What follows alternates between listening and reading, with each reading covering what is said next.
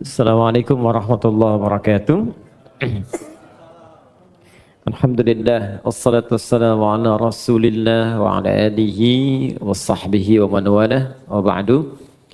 Teman-teman sekalian, alhamdulillah kembali kita diberikan kesempatan oleh Allah Subhanahu wa taala untuk beraktivitas di hari ini.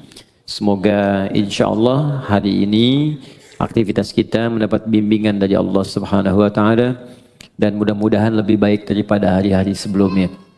Ini penting saya ingatkan dalam setiap kesempatan supaya kita bisa mengoreksi dulu yang telah kita kerjakan, kemudian membangun visi baru pada hari-hari yang akan kita lalui. Demikian diajarkan dalam Al-Quran. Dan ini yang mempraktikkan sekarang menjadi luas. Bahkan banyak non-muslim yang mengambil manfaat dari ayat-ayat ini, kemudian dijadikan sebagai peta-peta kehidupan. Itu ayatnya sering kita hafalkan, bahkan dibaca dalam setiap kesempatan sholat, namun tidak sedikit kemudian yang menurunkan itu menjadi detil bimbingan kurikulum dalam aktivitas hidup.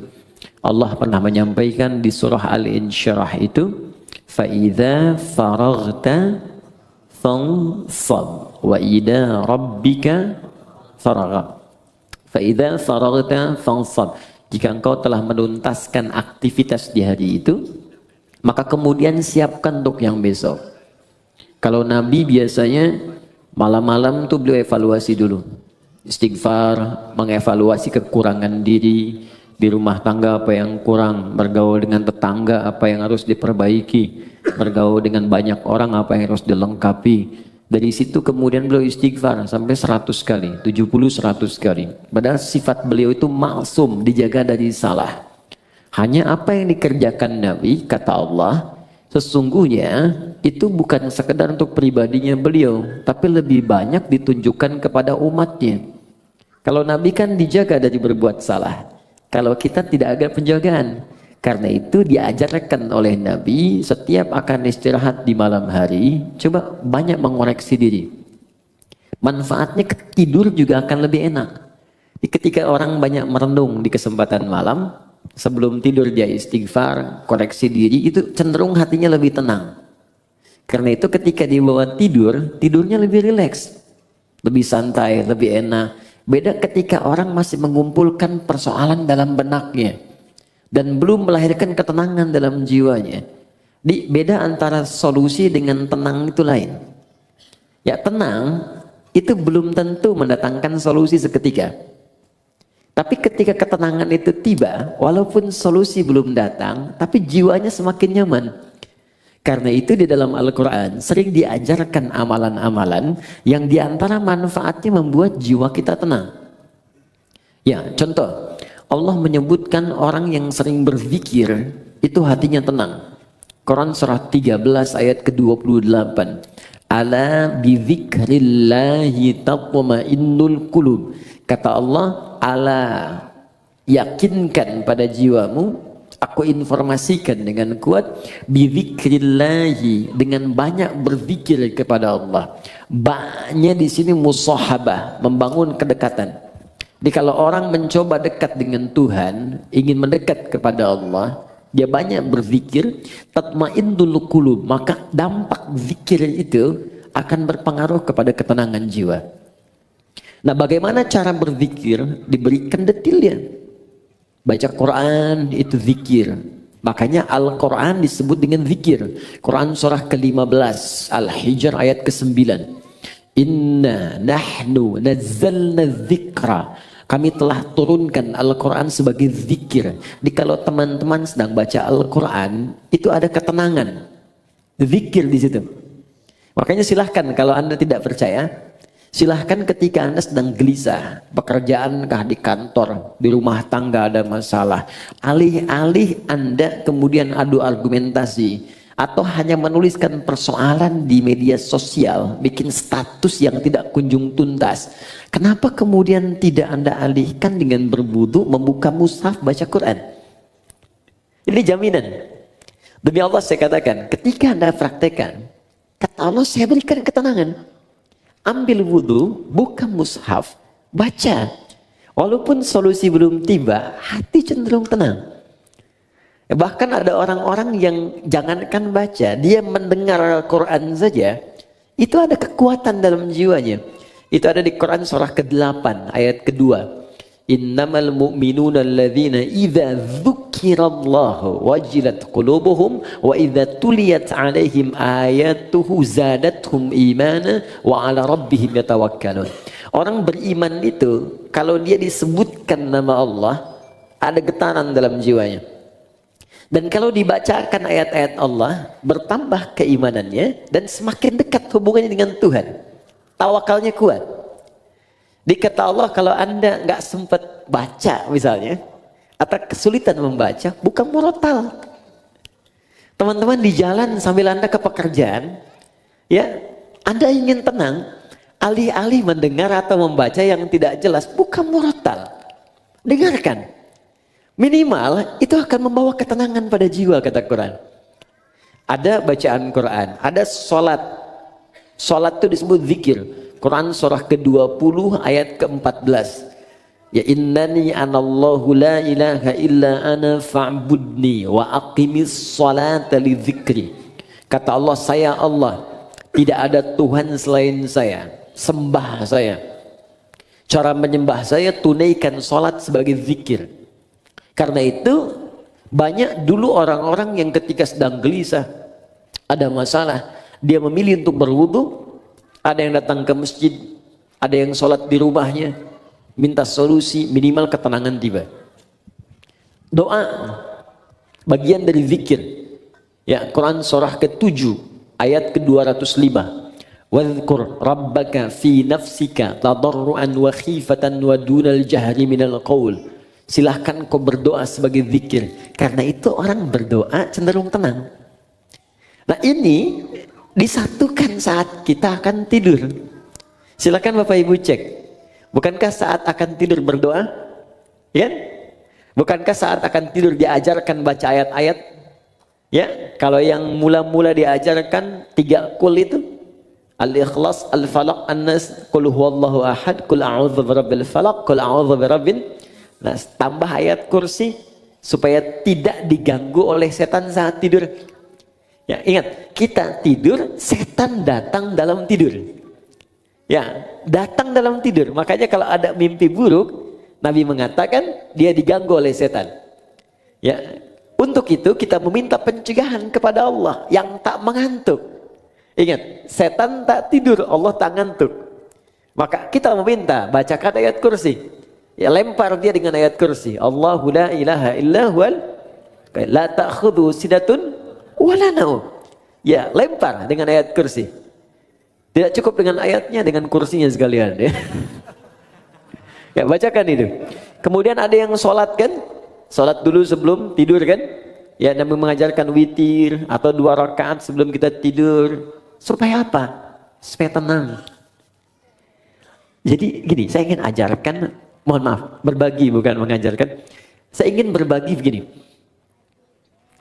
Agama itu ketika memerintahkan kepada kita, bukan ingin memberi beban. Di cara berfikirnya ingin memberikan solusi. Di ketika Allah minta kita sholat, sebetulnya ingin memberikan ketenangan. Minta kita berdoa supaya kita nyaman. Allah nggak butuh dengan sholat kita. Semuka langit dan bumi tidak bersujud kepada Allah, tidak akan menurunkan status Allah sebagai Tuhan. Cuma kita yang butuh. Makanya ketika dipanggil hayya 'alas shalah, Anda bertanya, kenapa sholat? Kata Allah lewat suara adzan, hayya 'alal falah. Yang aku berikan lewat sholat bukan beban, tapi kebahagiaan untukmu. Bukankah engkau selalu minta, ya Allah bahagiakan rumah tanggaku, ya Allah sukseskan pekerjaanku. Aku yang punya, datang kamu sujud, minta aku berikan. Karena itu di pertemuan terakhir kemarin kita memohon kepada Allah saat duduk di antara 2 sujud, minta banyak permohonan. Rabbil filli warhamni wajburni warfa'ni warzuqni, dan seterusnya. Minta kasih sayang, minta perlindungan, minta rizki, minta rahmat, minta kesehatan, dan seterusnya. Karena Allah yang punya. Pertanyaannya, kenapa banyak orang meminta dalam sholat, kemudian belum ada yang terkabul atau satu dari sekian banyak belum dicapai? Boleh jadi ada yang belum maksimal dalam sholatnya, atau ada dari bacaan dan gerakan sholat itu yang belum dipahami dengan baik, sehingga maknanya tidak teresap ke dalam jiwa. Karena itu kita teruskan sebentar manfaat dari apa yang kita pelajari lewat sholat. Kita masuk ke pertemuan sekarang. Sujud bagian kedua, saya akan ambil 10-15 menit saja, selebihnya kita akan diskusi. Dari pertemuan yang telah kita lalui, saya kira ada beberapa kesempatan yang belum kita untuk berdiskusi, dan saya mohon izin mungkin akan berhenti lebih awal, ya mungkin setengah 12 atau mungkin 15 menit sebelum zuhur, saya bisa pamit lebih dulu karena ada hal yang harus saya kerjakan kemudian. Ini kita maksimalkan pertemuan ini untuk membahas 10-15 menit bagian sujud yang kedua. Setelah itu kita coba buka diskusi. Anda yang ingin ditanyakan atau sempat terlewatkan dari awal wudhu sampai dengan ke bagian sujud itu, pertanyakan kemudian, karena setelah itu kita akan masuk bab bagian ketiga terakhir. Tiga terakhir kita akan bahas tahiyat. Ya, jadi cara tahiyat, baik tahiyat pertama ataupun terakhir, plus bacaannya. Kemudian yang kedua adalah doa khusus sebelum salam, karena ini menjadi bagian terakhir dari 4 keadaan yang doanya seketika akan dikabulkan oleh Allah kalau benar caranya. Ada saat berdiri, kedua saat ruku, ketiga saat sujud, dan keempat sesaat sebelum salam. Untuk yang ini saya akan berikan perhatian lebih karena jarang banyak orang fokus di sini, saking ingin cepatnya selesai sholat. Jadi baru tahiyat udah pengen salam gitu kan. Makanya Allah taruh tuh di bagian terakhir sebelum salam, ada peluang saat kita membacakan doa itu seketika kalau benar doanya bisa dikabulkan. Kalau dalam posisi itu Anda diminta dan dimohon untuk memberikan sesuatu atau meminta sesuatu, kira-kira apa yang harus kita mintakan? Kan dulu ada tayangan di TV dalam 1 jam harus menghabiskan uang sekian, bingung kan mau beli apa aja. Sekarang dalam sekian menit, sekian detik Anda harus meminta, dan kalau diberikan itu akan dikabulkan. Kalau Anda minta kan berpeluang dikabulkan. Anda mau minta apa? Nanti akan diajarkan oleh Nabi beberapa kalimat yang kalau Anda bacakan itu akan diberikan semua yang terbaik dunia, alam kubur, dan akhirat. 3 dimensi kehidupan. Karena nanti ada yang cuma minta dunia saja. Quran surah kedua ayat 200. Wa minan nasi may yaqulu rabbana atina fid dunya. Terus? Bukan, jangan harang. Itu yang ayat 201. Wa minan nasi may yaqulu rabbana atina fid dunya wa ma lahu fil akhirati min khalaq. Ada dari sekian manusia yang orientasi hidupnya cuma minta dunia saja. Yang penting dunia sukses. Dia nggak berpikir akhirat. Akhirat gimana nantilah. Alam kubur nanti aja. Pokoknya dunia saya pengen raih dulu nih. Dia yang paling hebat. Popularitas harus paling tinggi. Kedudukan paling hebat. Harta paling banyak. Itu aja. Gak ada yang lain. Tapi ada yang hebat di ayat 201-nya. Wa minhum may yaqulu rabbana atina fid dunya hasanah wa fil akhirati hasanah wa qina adzabannar. Dia merasa saya akan pulang, saya akan wafat, saya nggak akan selamanya di dunia, dan saya sudah diperlihatkan orang-orang yang wafat di hadapan saya. Bahkan saya yang memandikan, saya yang menyolatkan, saya yang mentalkinkan, dan saya yakin besok lusa saya yang wafat, dan saya punya keyakinan besok ada kehidupan setelah saya wafat. Karena itu saya siapkan amalan-amalan yang hasilnya saya akan nikmati kemudian hari. Maka orang ini punya visi untuk akhiratnya, bukan hanya sekedar untuk dunianya. Maka dia siapkan, saya pengen dunia nikmat dan akhirat nikmat. Ini rumus dalam Al-Quran. Ketika Anda mengejar akhirat, maka dunia akan ikut di belakangnya. Gak akan rugi. Karena akhirat itu, dunia pasti nempel. Tapi kalau Anda ikut dunia, akhirat belum tentu mengikutinya. Contoh begini. Zakat itu kan akhirat kan? Zakat akhirat ya, bukan dunia. Awas. Tapi bagaimana Anda bisa berzakat kalau nggak ada dunianya? Oke. Anda mau zakat 25 juta. Zakat itu kan 2,5%. Berarti Anda harus punya berapa? 1 miliar kan? 1 miliar untuk berzakat 25 juta. Karena itu orang-orang dulu mengejar kekayaan itu bukan untuk nyari dunia, tapi supaya bisa zakat. Abdurrahman bin Auf mengejar kekayaan sampai paling kaya nomor 1, kapaknya terbuat dari emas.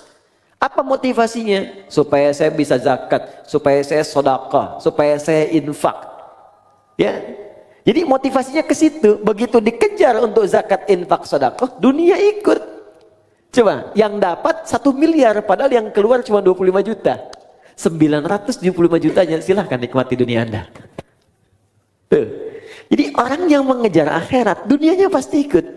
Tapi orang kalau ngejar dunia saja, akhirat belum tentu.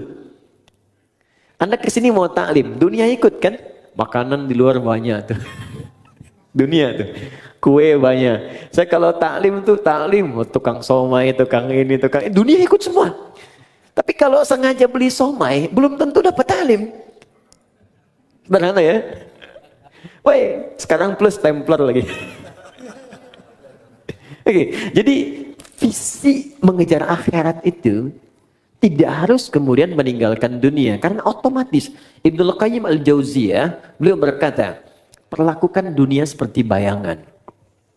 Bayangan. Kalau dikejar itu gak akan pernah ketangkap.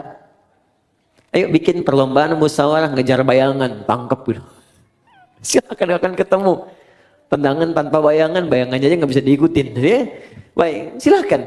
Maka kata Ibnul Qayyim Al-Jauziyah, cara menangkap bayangan jangan dikejar. Berbalutlah Anda, berjalanlah, maka dia akan mengikuti. Maka dunia seperti bayangan yang ketika Anda tinggalkan bergalik, dia akan mengikuti Anda dalam kehidupan. Jelas sampai sini? Baik, ayatnya nanti bisa kita kumpulkan teman-teman. Sekarang saya sempurnakan dulu, setelah itu kita bisa berdiskusi pada hal-hal yang mungkin ini kita dialogkan insya Allah. Oke, sujud yang pertama, kita diminta oleh Allah kemudian untuk merendahkan diri kita, menyempurnakan penghambaan kita kepada Allah Subhanahu wa taala. Tidak ada penyembahan yang sempurna, ketaatan yang paling dalam, penghambaan yang paling luar biasa tajam, kecuali saat manusia bisa menundukkan kepalanya menyentuh ke dalam lantai yang ia pijak.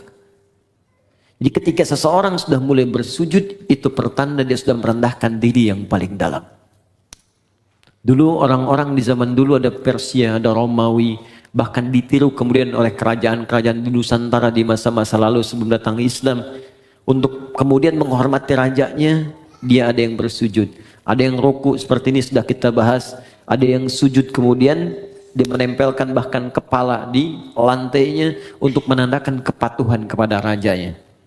Apa yang didapatkan dari raja-raja dunia ini? Maaf, tidak seluruhnya diberikan. Tidak semua kebutuhan diberikan. Belum tentu dia sehat diberikan obat. Belum tentu keperluannya diberikan. Belum tentu dia gelisah ditenangkan.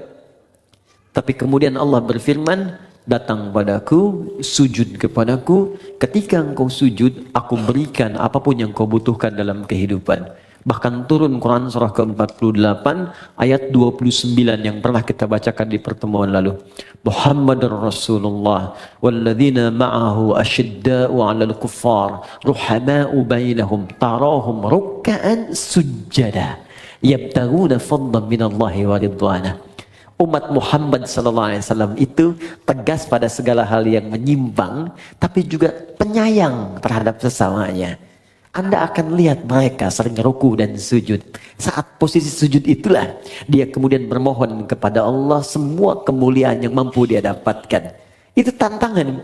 Jadi begitu Anda merendahkan di hadapan Allah, maka Allah berikan apa yang kamu butuhkan, aku akan berikan. Maka keluarlah hadis Nabi Sallallahu Alaihi Wasallam. Perhatikan baik-baik kalimat Nabi-Nya yang disampaikan dari Ibnu Abbas. An Ibnu Abbas radhiyallahu taala anhuma.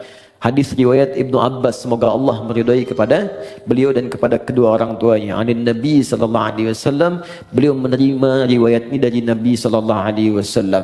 Perhatikan kalimatnya, aktsirud du'a.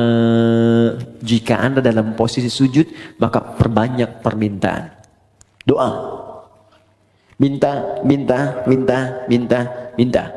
Ada seorang datang kepada Nabi, ya Rasulullah, tolong doakan saya masuk surga. Tolong doakan saya masuk surga. Apa jawab Nabi? Fa'ainuni bikasratis sujud. Maka bantu saya dalam doa itu dengan engkau beramal memperbanyak sujud. Bahkan untuk surga pun sujud. Untuk dunia mau minta, silakan. Karena itulah di kesimpulan terakhir, orang yang sujudnya benar, ketika dia sujud menghambakan dirinya, dia katakan subhana rabbiyal a'la. Maha suci Allah yang paling tinggi di antara semua yang pernah dapati dalam kehidupan. Wa bihamdi, aku memujinya. Subhanakallahumma bihamdika Allahumma ighfirli. Aku minta ampun ya Allah kalau selama ini aku salah dalam penghormatan, salah dalam penghambaan. Ampuni saya ya Allah. Maka bangkit dia, didudukkan oleh Allah. Kata Allah, silahkan mau minta apa, aku berikan apapun yang kamu butuhkan. Maka Nabi ajarkanlah duduk di antara dua sujud untuk meminta kepada Allah beberapa permintaan yang kita butuhkan. Rabbi firli warhamni wajburni warfa'ni warzukni. Dari sekian yang kita bahas di pertemuan yang lalu, ada 7-8 permintaan. Silahkan minta. Makanya minta dengan hati, jangan cuma di lisan. Ketika Anda mengatakan Rabbi firli, ingat punya dosa apa. Awas, jangan hambar. Kalau cuma hambar, cuma di lisan. Kalau cuma minta di lisan, itu sudah banyak yang mengerjakan. Ada orang Arab Baduy dulu begitu. Dan dikoreksi oleh Al-Quran. Buka Quran surah ke-49, ayat ke-14. Oke, Quran surah ke-49, Al-Hujurat. Ya. Ayat ke-14. Jadi ada orang yang sering berucap di lisannya, tapi tidak diikuti dengan hatinya. Jadi nggak ada kekhusyuan, nggak ada kenikmatan dalam jiwanya, nggak meresap permintaannya. Qalatil a'rabu amanna. Ada orang Arab Baduy berkata, kami beriman.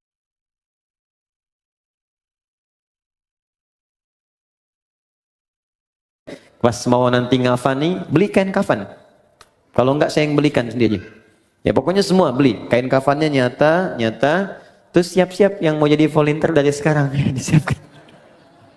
Nah, siapkan ya, nanti kita siapkan cara ngafanin bagaimana, kemudian nanti baru terakhir setelah itu menyolatkan. Ya, terus nanti kita berikan tambahan cara mengangkat sampai masuk ke liang lahat seperti apa. Ya. Terakhir. Untuk hari ini, nanti saya cukupkan di sini, setelah itu kita dialog. Ya. Dalam sujud yang kedua, kita sujud, fikihnya, kalau bicara fikih bukan hikmah, maka dikerjakan mutlak seperti Nabi menunjukkan. Ya, sallu kama ra'aitumuni usalli, salatlah kalian seperti melihat aku salat. Jadi fikihnya, setelah kita duduk di antara dua sujud, sujud kembali. Posisinya seperti yang pertama, menempel 7. Plus dengan tambahan hidung. Ya, 1 kening, kemudian 2 telapak tangan, 2 tambah 1 3, kemudian 2 lutut, 3 tambah 2 5, kemudian jemari di 2 kaki, tambah 2 7, plus dengan hidung. Ya, kalau kita benar sujudnya, maka otomatis hidung kita pun akan menempel. Ini kalau tempat sujudnya bersih. Seperti di sini karpet sejadah. Tapi kalau Anda sedang keluar, ya, di pantai, naik ke gunung, diduga misalnya kurang bersih, maka tidak mutlak harus menempelkan hidung. Diangkat boleh. Jelas ya? Saya sudah contohkan, jadi tidak perlu kemudian saya contohkan kembali. Dan saya sudah bikin PowerPoint. Jadi pertemuan berikutnya, nanti saya tunjukkan PowerPoint dari awal takbir sampai dengan selesai salam. Baik, sudah ada. Nanti saya kirimkan ya, insyaAllah. Kemudian teman-teman fokus. Setelah sujud seperti biasa, tempelkan dulu. Mohon maaf sekali, boleh bantu saya? 1 orang aja. Siapa aja boleh. Mas Andrian, mohon izin. Di sini, karena kita ada kamera tersambung, sini aja. Kiblatnya ke sana, sana ke MU. Ya, silakan, sujud langsung. Oke. Fokus. Lihat sini teman-teman. Ini sudah bagus. Ini tempelkan dulu. Mohon izin jangan dulu berdoa ya. Jangan dulu berdoa. Ingat sampai kata Nabi famakin sujudaka. Sempurnakan dengan baik dulu sujud secara caranya baru berdoa. Kening ini sudah ya di sini. Jangan sampai terhalang. Ingat pakai peci itu untuk menutup rambut. Jadi kalau kira-kira rambutnya pendek atau tidak ada rambut sama sekali, tak pakai peci pun gak ada masalah. Jelas ya? Baik, kemudian ini di telapak tangan 2. Ini agak dibuka ya. Sudah cukup baik, agak dibuka. Yang penting nggak ke sini ya, cukup di sini. Agak dibuka sehingga tidak dirapatkan ke sini. Ini hati-hati ada yang dilarang oleh Nabi, jangan kau tempelkan ini siku di sini sehingga menutup diafragma. Di saat sedang sujud kan darah dipacu kencang dari jantung ke otak. Begitu kita tempelkan di diafragma itu bisa terhambat. Bisa meninggal orang kalau terlalu lama. Dibuka, ilustrasinya kata Nabi sampai anak kambing bisa lewat. Ingat anak kambing itu kan zaman Nabi orangnya besar-besar. Ya, jadi wajar lewat itu cuma ilustrasi bahasa kiasan. Maksudnya ada ruang di sini, bukan Anda ukur. Mama sini, sholat yang benar. Anak kambing mana? Anak kambing. Tidak ya. Ini 2 lutut sini. Kemudian ini ditutup, bukan dibuka begini. Sudah saya terangkan, ditutup begini. Ini sudah bagus. Nah, sudah seperti ini baru berdoa. Nah, biarkan nikmat dulu, tekan sampai di kepala ini terasa enak, di kening. Ini masih hidup ya? Ya, alhamdulillah. Jadi tenang dulu, enak setelah merasa. Biasanya awal-awal pusing. Awal-awal pusing biasanya. Nanti setelah itu enak. Baru berdoa. Bangkit. Alhamdulillah. Nah, sudah duduk di antara 2 sujud, kan? Kemudian sujud kembali seperti tadi yang pertama. Baik, ini yang kita lakukan serupa. Jadi fikihnya tidak ada yang berubah. Sujud kedua sama seperti sujud yang pertama secara fikih. Bacaannya pun tidak berubah. Sama. Ya, subhana rabbiyal a'la atau subhana rabbiyal a'la wa bihamdi atau subhanakallahumma bihamdika Allahumma ighfirli. Silahkan dipilih. Jelas. Tapi ingat pesan saya baik-baik. Itu bacaan tadi itu hanya pengantar pada doa. Ingat, bacaan formal pengantar doa. Ingat pelajaran kita yang lalu. Setelah itu minta kepada Allah. Apa yang kita mintakan? Ingat baik-baik. Sujud pertama kita minta silakan dalam hati. Rasakan apa yang kita mohonkan. Bangkit duduk di antara 2 sujud. Diajarkan oleh Nabi. Ini permintaan ini yang kamu bacakan. Kemudian kita sujud lagi. Bacakan seperti yang pertama. Tapi ingat sujud yang kedua mengandung makna syukur. Kalau benar syukurnya, Allah akan berikan lebih dari apa yang kita bacakan dalam duduk di antara 2 sujud tadi. Bahkan ada orang yang belum minta, sudah Allah berikan. Seperti Maryam tadi, nggak minta, Allah sampaikan.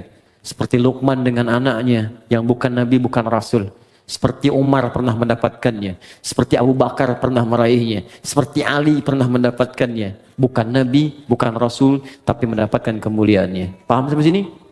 Nah sekarang ketika sudah sujud, kemudian bangkit, baik tahiyat ataupun bangun kembali, ada satu PR yang harus kita praktekkan dulu. Kata Allah, kamu syukur, saya tambahkan.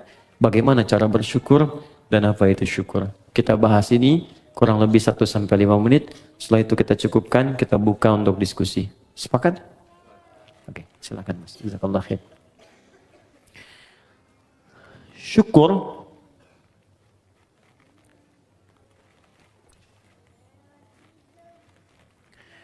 artinya usaha untuk mengungkapkan, upaya untuk mengungkapkan rasa terima kasih,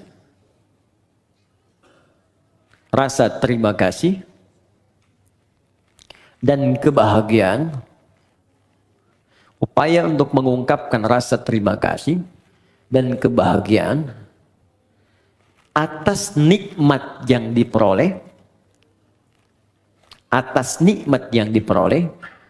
upaya untuk mengungkapkan rasa terima kasih atau kebahagiaan atas nikmat yang diperoleh. Perhatikan bagian ini rahasianya. Perhatikan bagian ini.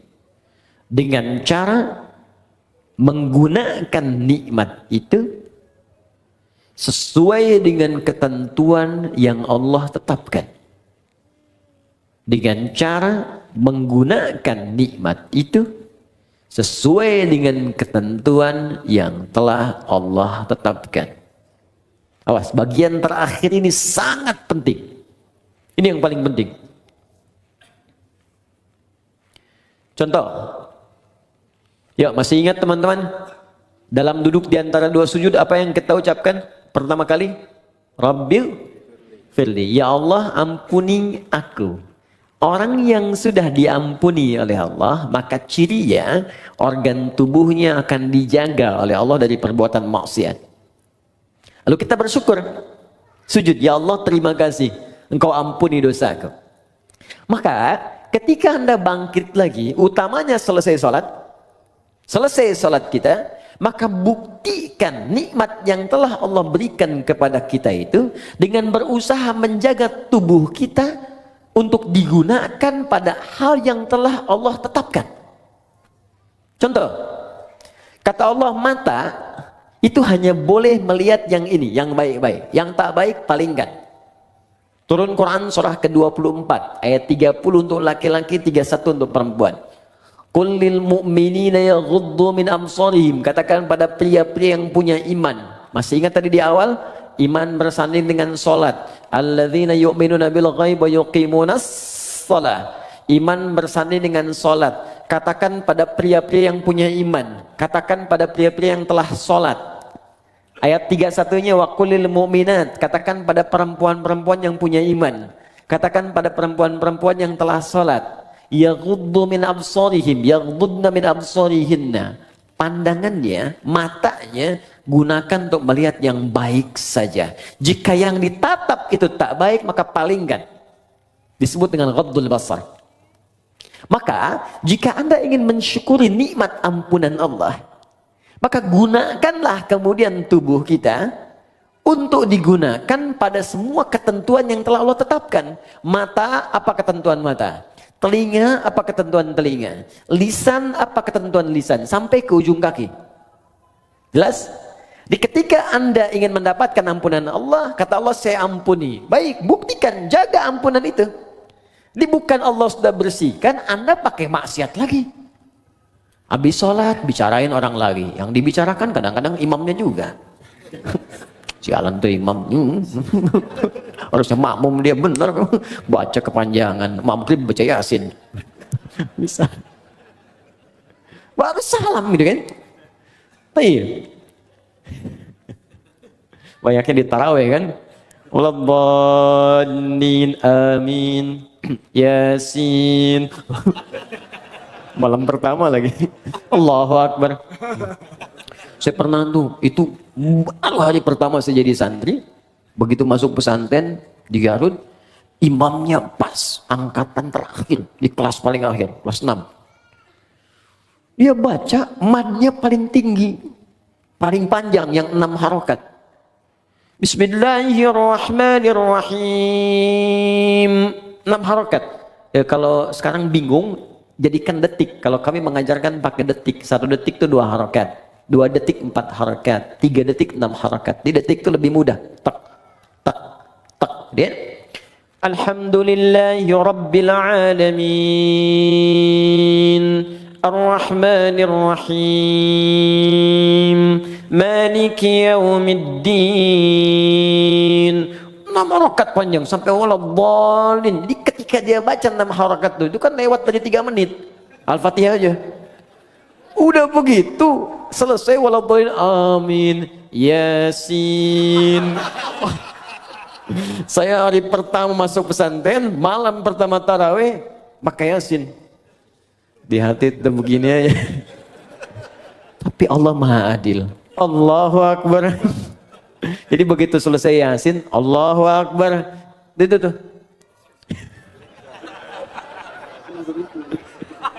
Tapi tidak harus ditiru tuh yang begitu ya. Ya. Oke, lihat balik sini. Teman-teman fokus. Jadi begitu caranya. Ya, telinga jaga. Lisan jaga. Jadi jangan sampai saat sholat diampuni, habis sholat maksiat lagi. Ini menunjukkan ada yang salah dalam salatnya. Tuh, sampai nangis anak-anak tuh. Nah, banyak yang begitu. Ya sayang, nggak apa, mau coklat. Oke. Ada berapa? Satu orang. Tolong ke belakang.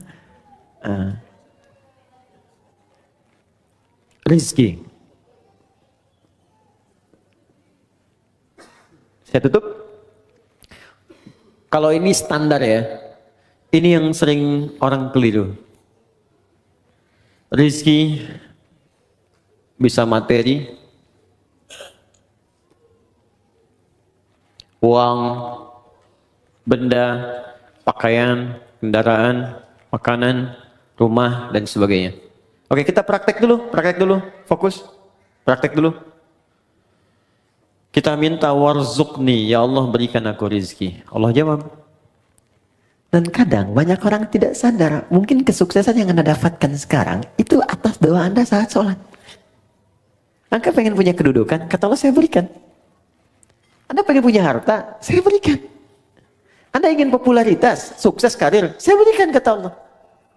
Tapi berapa banyak yang Allah berikan atas doa yang dimintakan dan dikabulkan itu kemudian yang disyukuri. Anda sujud, bangun, kata Allah syukuri.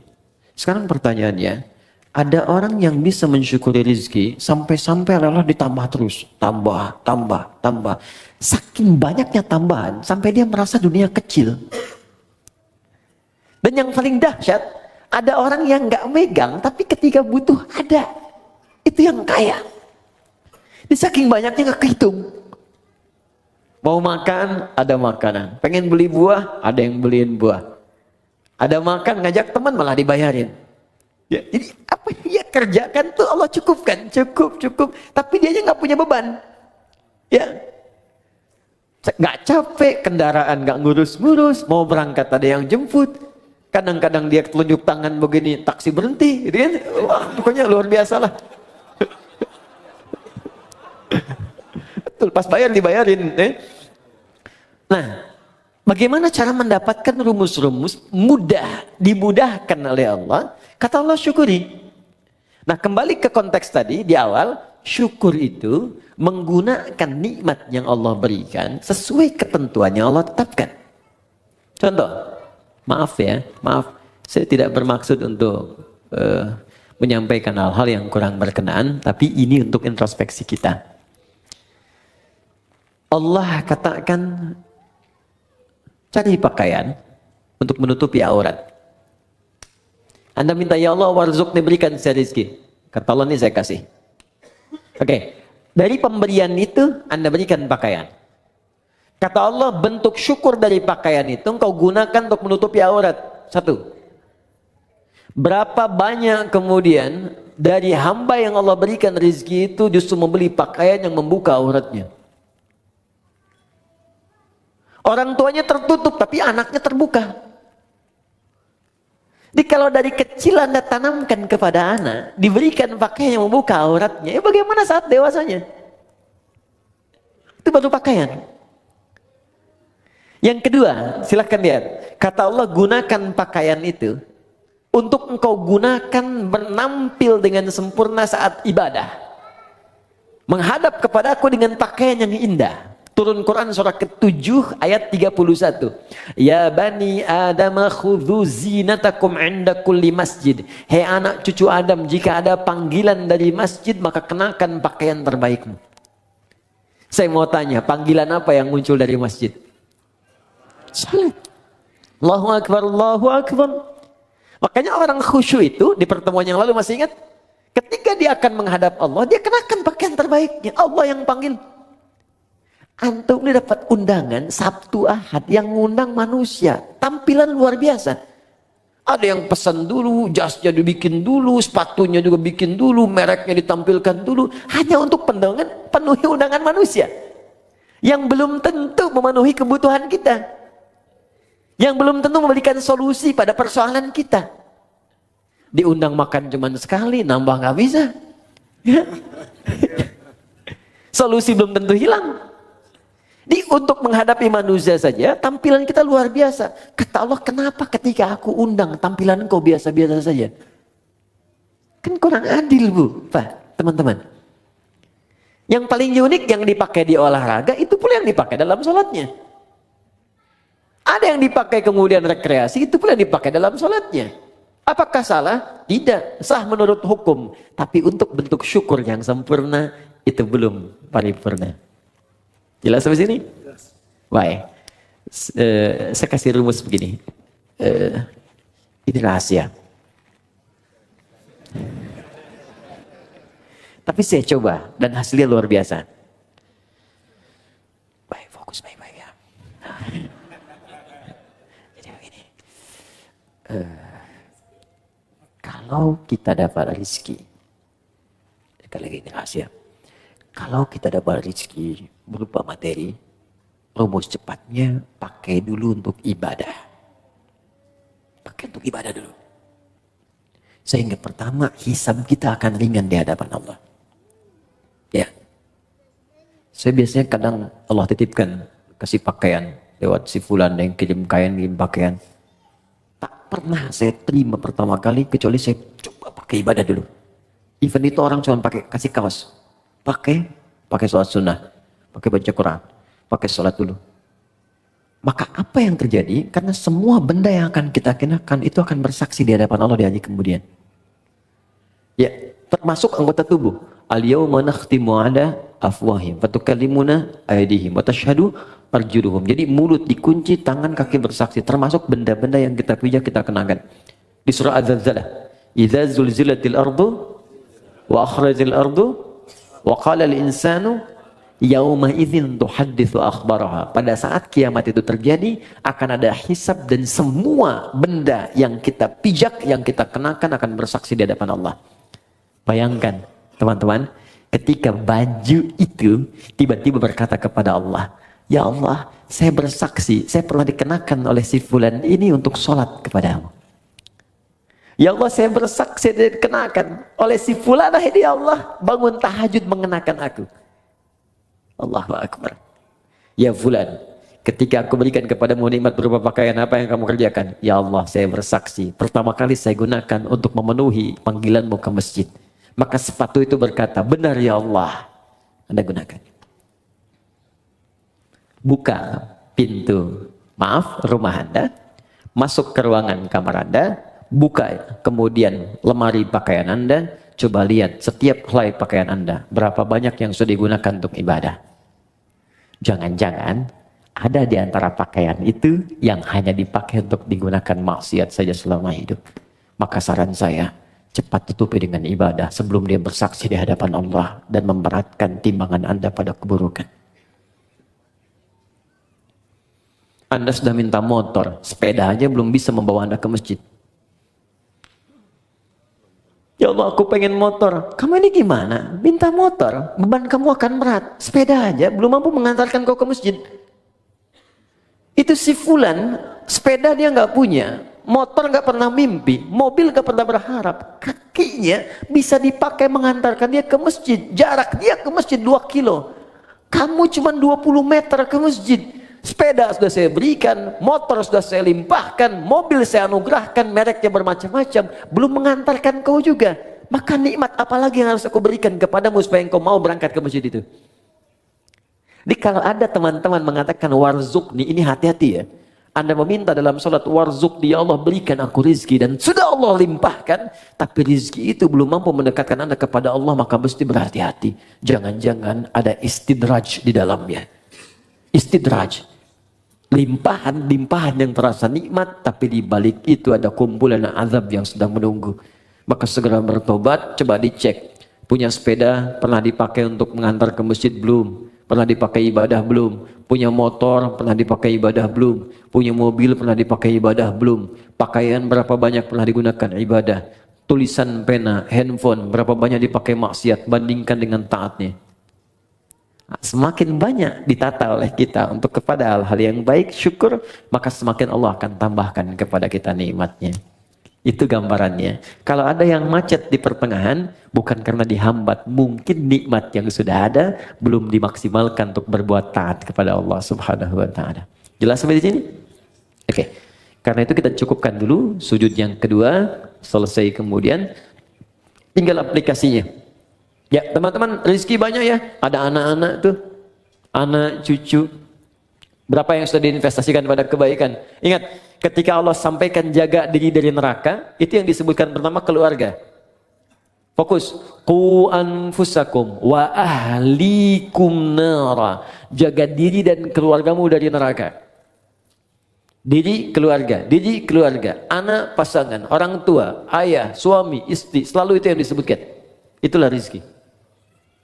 Ya, saya cukupkan sampai di sini. Untuk sementara waktu kita berdialog dulu. Kalau ada yang mau bertanya atau ingin diperjelas dari mulai wudu sampai dengan sujud tadi bagian kedua, silahkan kita diskusikan. Karena yang pertemuan berikutnya kita akan langsung masuk kepada bab yang baru, yaitu tahiyat, doa sebelum salam dan amalan pasca salat. Saya perkenankan.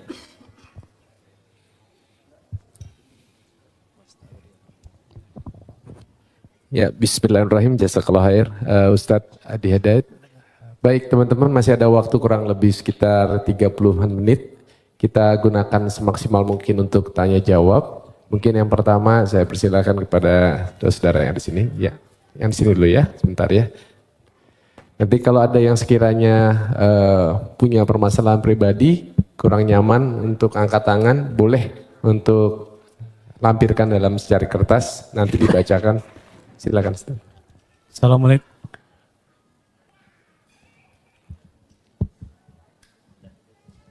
Assalamualaikum Ustadz. Nama saya Iksan Ustadz. Di kajian bulan lalu kan duduk di antara dua sujud ada dua cara Ustadz. Iftiros sama yang tafaruk. Yang kedua belum dikasih tahu Ustadz caranya, tafaruknya seperti apa. Baik. Duduk di antara dua sujud, saya mengatakan di pertemuan lalu, duduk dalam sholat itu ada dua jenis. Ya, duduk dalam sholat ada dua jenis. Satu disebut iftirash, kedua disebut tawarruk. Iftirash membentangkan bagian kaki kirinya untuk kemudian diduduki itu dan melipat bagian kanannya. Karena itu disebut iftirash, dari kata firash, sesuatu yang terbentang. Kasur disebut firash karena dibentangkan, kita tiduri itu. Duduk disebut iftirash karena kaki bagian kiri dibentangkan untuk kita duduki itu. Kemudian yang kanan dilipat. Contoh paling mudahnya, kita kemudian duduk seperti ini, kemudian yang kiri dibentangkan begini, kemudian duduki, yang kanan kemudian dilipat seperti ini. Jadi kalau kita menghadap ke sini, nah ini iftirash ya. Jadi seperti ini. Yang kirinya dilipat, kita duduki, yang kanannya ditekuk. Begini ya. Jelas ya? Kemudian yang kedua tawarruk, agak lebih santai. Ya, memasukkan kemudian bagian kirinya ke sela-sela betis bagian kanannya ke sini. Kemudian duduk ke tempat alas lantainya di sini. Tawarruk, sehingga tawarruk terasa lebih santai. Ya, seperti ini. Jadi ini yang dilipat kemudian ke kiri, yang kanannya ini kemudian ditekuk bagian jari-jarinya. Jadi kalau saya buka, mohon maaf sekali sebesar-besarnya. Bismillah. Ini saya buka, jadi jemarinya seperti ini, dilipat ya. Ya, ini yang dilipat, ini tidak pakai ya, lipat. Nah, ini yang kiri dimasukkan, dilipat, diduduk seperti ini. Dia agak lebih santai. Nah, ini ada sejarah. Dia ada kisah kapan Nabi kemudian tawarruk, karena di awal-awal masa, saya mohon izin kenakan kaos kaki dulu ya, sehingga nanti ada orang potong video itu Ustadz aneh katanya kan. Kanan pakai kaos kaki, yang kiri tidak. Ini sekarang masanya agak repot nih. Oke. Jadi ada nanti kisahnya. Jadi kenapa Nabi asalnya iftirash terus. Iftirash bahkan di tahiyat. Makanya nanti di beberapa mazhab termasuk Maliki, nanti saat tahiyat, baik tahiyat pertama ataupun yang terakhir, semua duduknya iftirash, kayak yang tegak. Nah, tapi nanti di akhir-akhir masa beliau hidup, itu kemudian beliau tawarruk pada bagian keduanya. Ya, makanya ada perdebatan yang sangat menarik di dalam fikih Maliki dengan Syafi'i. Ya, ketika kemudian Imam Malik ditanya, kenapa anda kemudian tawaruk, tidak tawaruk tapi iftirash dua-duanya? Kata Imam Malik, karena saya mengikuti Nabi. Di awal masa sholat itu, beliau kemudian duduknya iftirash semua. Nah, tawaruk itu ketika beliau sudah mulai lemah di akhir. Makanya yang terakhir cenderung lebih santai. Ya kan? Karena keadaannya sudah mulai agak lemah. Maka di akhir cenderung santai, karena tahiyat terakhir lebih lama daripada tahiyat yang pertama. Tapi jawaban Imam Syafi'i pun sangat bagus. Kata Imam Syafi'i, kita kan diperintahkan mengikuti Nabi. Ya kan? Jadi kalau Nabi tawaruk, kita ikut tawaruk. Nabi iftiras, kita ikut iftiras. Kalaulah logikanya Nabi kemudian sudah lebih sepuh sehingga kemudian lebih nyaman tawaruk, kenapa dua-duanya tidak tawaruk? Tapi satu iftiras, satu tawaruk. Karena itu Imam Asy-Syafi'i lebih memilih untuk yang satu iftiras tahiyat pertama, yang kedua kemudian tawarruk. Imam Malik mempertahankan iftirasnya. Dua-duanya benar, yang salah yang sambil baringan gitu ya. Baik. Jadi jangan berdebat pada dalil yang memudahkan. Adapun duduk di antara dua sujud, ya maka duduknya iftirash, bukan tawarruk. Iftirash. Jadi ingat, hanya ada dua duduk dalam salat. Iftirash dan tawarruk. Iftirash dan tawarruk keduanya bisa dipakai dalam tahiyat, tapi di antara dua sujud hanya iftirash saja, bukan tawarruk. Kecuali pada kondisi kaki yang bermasalah sehingga tidak bisa iftirash, maka silahkan, jangankan tawarruk, kaki maju ke depan pun satu itu boleh. Ya, jadi jangan marah ya, teman-teman di Mekah misalnya kan ada sholat tiba-tiba orang Arab kakinya begini satu saat tawarruk. Ya kan? Nah, ini tandanya sedang ada masalah di kakinya. Gak sopan nih sama Allah. Bukan begitu. Dia sedang ada masalah. Ya. Jadi silahkan. Mau begini silahkan. Mau gini silahkan. Kalau sedang memang ada kesulitan. Ya. Kaidah fikihnya apa? Ad-daruratu tubihul mahdzurat. Dalam kondisi yang darurat, maka yang terlarang menjadi dibolehkan untuk sementara. Ingat ya. Larangan yang dibolehkan itu sifatnya bukan permanen. Tapi sementara. Ingat. Contoh, ini sering saya sampaikan, Anda pergi ke hutan, kemudian di hutan sulit menemukan makanan halal, yang ada cuma babi. Kalau tak makan itu, maka bisa melemahkan fisik, bisa wafat. Maka dalam kondisi itu boleh makan daging babi. Ya, dapatkan, sembeli, ambil, masak, makan. Tapi tidak untuk dinikmati. Hanya untuk menutup lapar. Enak juga ya? Tidak ya. Jadi hilangkan lapar sambil mencari yang halal. Begitu yang halal ditemukan, maka ini haram kembali mutlak. Jelas ya? Oke, ada yang lain? Bismillah. Baik, bismillahirrahmanirrahim. Ya, ini ada yang sepertinya mengirimkan secari kertas. Kalau lihat dari tulisannya karena jelek nih pasti laki-laki nih ya. Assalamualaikum warahmatullahi wabarakatuh. Waalaikumsalam warahmatullahi. Bagaimana hukumnya ketika suami saat bermasalah dengan istri sudah talak 1 langsung talak 3, lalu suami dan istri menyesal dan ingin rujuk? Baik. Talak 1 langsung talak 3. Iya. Ada lagi yang saking marahnya nggak talak 1 lagi, saya talak 3 sekalian gitu kan? Baik. Nah, jadi teman-teman, saya mau katakan begini. Kita harus belajar dulu fikih munakah, fikih rumah tangga. Di dalam bahasan munakahat rumah tangga itu ada bagian talak.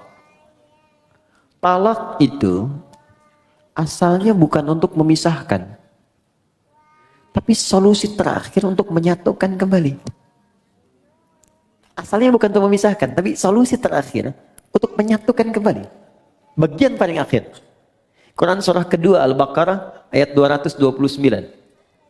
Sampai nanti panjang sekali ya, sampai 230, 231 sampai ke 233-nya diselang lagi masuk 234 rumah tangga lagi. Jadi pertama, talak ketika dikeluarkan itu ada urutan. Urutan pertama, jika punya persoalan jangan sampai keluar kalimat talak dulu. Kembali dulu ke Quran surah keempat An-Nisa ayat 34 sampai 35. Fokus, ar-rijalu qawwamuna 'alan nisa, paling kiri sebelah atas. Ar-rijalu qawwamuna 'alan nisa bima faddalallahu ba'dahum 'ala ba'din wa bima anfaqu min amwalihim fas-salihatu qanitatun hafizatun lil ghaibi bima hafizallah wallati takhafuna nushuzahunna. Perhatikan. Laki-laki pemimpin di rumah tangganya bagi istrinya. Hati-hati karena Allah berikan bekal kepadanya untuk memimpin. Di antaranya bekal mencari nafkah, bekal melindungi, bekal menyayangi, ada di situ. Jangan tertukar. Sedangkan istri yang solihah, kata Allah cirinya dua, yang paling pokok. Satu, menaati Allah dengan menaati suaminya ketika dia meminta pada yang baik. Kedua, menjaga nama baik keluarga, terlebih suami, khususnya ketika tidak sedang bersamanya. Maka jika terjadi hal, awas hati-hati, yang bisa berpotensi memecah belah kehidupan rumah tangga, menyebabkan perselisihan, maka saya berikan urutan-urutan kepada Allah. Satu, fa'idhuhunna, komunikasikan dengan baik. Di situ diartikan nasihati. Sebetulnya wa'adha itu bukan sekedar memberikan nasihat, tapi cara komunikasi yang baik. Karena nasihat pun kalau disampaikan dengan cara komunikasi yang tidak baik, jadi keterimanya akan beda. Kamu ini akan nggak bisa mengerti. Itu kan sebenarnya mudah sekali. Ya, memang gampang disampaikan, cuma nyakitin gitu. Ya, jadi kalaupun Anda ingin memberikan nasihat kata Allah, saling menasihati, maka lakukan dengan komunikasi yang baik, yang bagus di situ.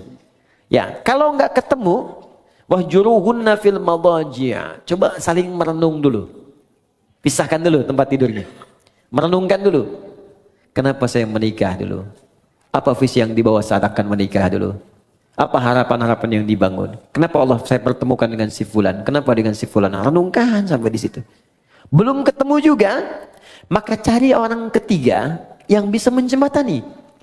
Terutama keluarga. Makanya saya sering katakan pada yang belum menikah, kalau cari wali, cari orang yang paling dekat hubungannya, yang paling mengerti kita.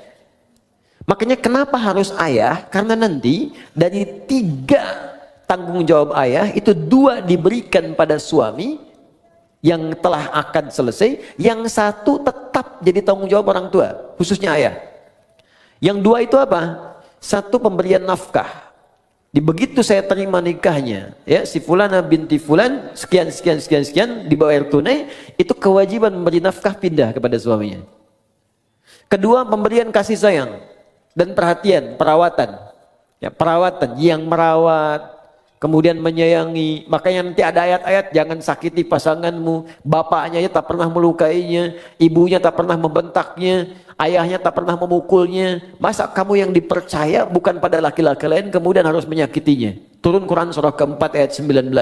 Bahkan kalimat iman dilekatkan di situ. Kalau kamu ada persoalan jangan cepat marah kata Allah. Boleh jadi di balik masalah itu saya kirimkan hikmah yang besar supaya kamu belajar lebih baik. Kemudian yang ketiga, untuk memberikan perhatian. Perhatian. Nah ini yang ketiga, orang tua masih punya. Makanya nanti ketika ada persoalan di rumah tangga, itu yang jadi wali terlibat memperhatikan. Dan boleh jadikan untuk konsultasi, tanya. Aku ada persoalan, begini masalahnya, boleh tanya. Ya, karena itu bahasa Qur'annya, perhatikan. Fa in khiftum shiqaqa bainihima fab'athu hakaman min ahli wa hakaman min ahliya. Jika Anda khawatir rumah tangga sulit dipertahankan, kemudian berat persoalannya, nggak bisa diselesaikan sendiri, maka cari orang bijak di antara keluarga untuk menengahi. Bicara. Ngobrol. Kalau nggak ketemu juga, maka jalan yang paling tinggi terakhirnya adalah talak itu keluar. Ya. Tapi talak yang paling menarik, wal mutallaqatu yatarabbasna bi anfusihinna thalathata quru. Kata Allah, perempuan-perempuan yang ditalak itu, juga laki-laki yang menalaknya, setelah talak dikeluarkan itu, hendaklah dia menunggu 3 kali masa suci. Ketika saat suci dia ditalak, tunggu 3 kali. Tunggu itu bukan nunggu pisah. Banyak orang salah paham di sini. Bukan nungguin pisah. Kapan 3 kali suci datang? Kapan datang? Bukan. Tapi itu bagian terakhir. Ini di 3 kali ini, masih ada nggak rasa cinta? Ada perhatian. Apalagi lihat anak. Ada nggak untuk mengoreksi diri? Jangan-jangan kesalahannya bukan pada pasangan, pada pribadinya. Ada nggak kemampuan untuk melihat itu? Dilihat. Makanya yang pertama ini disebut raj'i. Raj'i itu ruju'. Ruju' itu kembali. Di talak ini dijadikan solusi oleh Allah untuk mengembalikan. Mungkin dalam 3 kali masa suci ini masih berpikir untuk bisa kembali. Jadi jangan diputuskan selesai, bukan begitu. Makanya 3 kali nih. 1 kali suci, tunggu. 2 kali suci, merenung lagi. Mungkin mau, tapi ada syarat. Istri menuliskan syaratnya kepada suami. Kalau mau kembali, begini. Suami juga begini. Dudukan, ngobrol dengan keluarga. Kalau ketemu, kadang-kadang di pertengahan, ada yang sudah kangen lagi. Ada yang ingat lagi. Tiba-tiba malamnya sama-sama lagi. Padahal belum 3 kali suci. Sekali suci udah bareng-bareng lagi. Maka itu nggak perlu akad lagi. Sudah otomatis nyambung lagi. Jadi sekali, 2 kali. Kalau 3 kali kemudian tidak keluar itu, ya tidak keluar iswahnya, tidak ada nyambungnya, maka jatuhlah talak 1 di situ. Jelas? Kemudian pengen dikoreksi, pengen balik lagi. Ya, kemudian nyatu lagi, akad kembali, menyatu di situ. Kalau tidak diakadkan kembali, maka si perempuan berhak menikah dengan orang lain. Jelas ya? Nah, kalau kemudian menyatu lagi, ada masalah lagi, talak yang kedua baru jatuh. Jadi nggak ujuk-ujuk 3. 1 selesai, nyambung lagi. Talak lagi, masuk yang kedua. Itu pun masih ada koreksi sampai 3 kali lagi. Panjang sekali. Nah, kalau kemudian pada yang kedua ini sadar, nyambung lagi. Ternyata ada masalah lagi sampai yang ketiga puncaknya. 3 kali masalah sudah melewati 6 kali suci. Masa nggak selesai-selesai? Maka Allah kasih pelajaran. Kalau keluar yang ketiga ini, pada yang kedua nih. Pada yang kedua, kalau kamu sampai keluar talak yang ketiga lagi, kamu nggak bisa langsung nyatu kembali kecuali dua-duanya harus menikah dulu dengan yang lain dulu sebelum menyambung kembali. Supaya tidak terjadi talak lagi yang ketiga. Tapi kalau memang nggak bisa disatukan, dan memang ada hikmah, mungkin sampai di sini rumah tangganya. Mungkin sampai di sini kelengkapannya. Sudah. Maka di situ kemudian berlaku talak yang ketiga. Jadi nggak ujuk-ujuk kemudian langsung 3, tidak. Ada tahapan di situ. Yang paling menarik begini. Boleh jadi perpisahan itu hanya muqaddimah untuk mengantarkan pada penyatuan kembali. Saya punya guru falak yang sangat terkenal di Indonesia. Namanya Kiai Haji Yujad Esa. Yujad Esa. Rahmukallah. Esa itu singkatan Endang Syarif. Kiai Haji Yujad, orang Garut ini. Wah, ini Masya Allah lebih cepat dari kalkulator. Jadi kalau udah ditanyakan, udah sekian. Arah kiblat sini. Kita hitung betul. Google kalah lah pokoknya, Kompas telat. Ya, jadi itu seketika. Haji Yujad itu didapatkan karena dikasih orang. Bahasa Arabnya yujad, wajada yajidu yujad, dikasih orang Haji Yujad. Haji saya dikasih sama Allah lewat orang itu, maka disebutkan Haji Yujad. Hajinya dikasih orang. Saya nggak perlu bangga dengan semua itu karena ini pemberian Allah. Esa Endang Syarif, maka dikenal dengan Kiai Haji Yujad Esa. Baik, silahkan kalau mau singkat. Nah, kemudian menikah, sempat pisah. Tahu Anda apa yang terjadi? Sampai kemudian beliau menikah lagi. Istrinya yang pisah ini menikah lagi. Di akhir masa hidupnya, dalam keadaan sepuh, istri yang ini meninggal. Suami yang itu meninggal. Dan menyatu kembali yang tadi. Di masa tuanya. Menyatu kembali. Jadi kita tidak tahu rahasia apa yang Allah tetapkan di kemudian hari. Yang bisa kita jalani adalah apa yang terjadi di rumah tangga, ikuti ketentuan yang ditetapkan oleh Allah. Itu pasti solusi. Kalau punya masalah, duduk bicara, komunikasi yang enak. Terus perannya dilihat. Anda laki-laki di perempuan. Kalau perempuan kata Allah, datang kepada laki-laki. Laki-laki itu pemimpin. Masih ingat kata-kata saya? Ciri khas pemimpin itu apa? Ya, ciri khas pemimpin tidak mau dipimpin. Dia hanya menerima masukan, tidak menerima saran. Ya, jadi kalau masuk kepada pemimpin, masuknya harus dengan cara yang tidak langsung. Biasanya kalau tidak tanpa mukadimah, papa sih begini-begini, balik lagi tuh. Tapi kalau kita masuk dengan cara yang lembut, saya mohon maaf kalau selama ini banyak salah, emang. Ya nggak apa-apa, terima aja dulu, nggak apa-apa. Iya, tapi mungkin Allah kirimkan papa untuk menyempurnakan apa yang kurang pada diri saya. Capek, nggak apa-apa. Ya memang hidup kita harus capek, Pak. Ya, tidak ada yang tidak capek. Kalau tidak capek mungkin sudah kembali kepada Allah. Saya bukan apa-apa, saya hanya takut ketika Allah tanya di kemudian hari, kenapa engkau tidak jaga pasanganmu dengan baik? Silakan Pak, kalau ada yang salah bisa dikoreksi. Saya siap. Saya hanya khawatir sebelum pulang kepada Allah membawa beban yang tidak bisa saya selesaikan di dunia. Hari pertama diam, tapi malam dia akan berpikir. Tengah malam mungkin menangis. Besok-besok tiba-tiba datang kepada Anda. Ternyata saya yang punya salah mah. Tuh kan, bener kan saya bilang kemarin. Tapi itu bisa terjadi. Ya, sholat, dalam sujud minta, ya Allah sentuh hatinya ya Allah, berikan kebaikan pada jiwanya ya Allah. Ya Allah berikan kemuliaan, Engkau pasangkan dia kepadaku bukan pada yang lain ya Allah. Maka mohon ya Allah ringankan hisabku di hari kiamat. Itu lebih mudah. Jelas ya? Dan itu insya Allah akan indah. Bu, ada satu ya teman-teman akhwat. Ini kisah nyata di masa lalu. Ini mungkin awet untuk rumah tangga. Jadi setiap suaminya mau tugas di masa lalu, dia selalu berdandan rapi. Rapi dandan. Terus diantar sampai ke depan pintu ya. Sampai dilihat bayangannya hilang. Ya, dia cium tangannya, suami cium kemudian keningnya, dia berangkat. Sampai katakan, dan selalu dibisikkan di telinganya. Pak, sayang, kami mendoakanmu, insya Allah sukses pekerjaan. Tolong jangan cari yang haram. Karena kami satu detik pun tidak akan kuat di neraka. Kami sanggup menahan lapar seharian, tapi tak akan sanggup bisa berada di neraka walau sedetik. Dibisikkan di telinganya, jalan. Setiap pulang, dandan lagi yang rapi. Dandan rapi, dan menariknya bawa sapu. Sapu. Bukan mau nyapu. Begitu suami datang, cium tangannya, duduk, makanan disiapkan lagi. Masya Allah, kalau bahasa kita ayah sudah pulang, semoga Allah berikan segala kebaikan, kemuliaan, menghilangkan rasa penat. Aku mohon maaf, hanya ini yang terbaik yang aku bisa berikan. Kalau ada yang kurang-kurang kau marah, kau pukul pun silahkan, aku rela. Diberikan sapunya.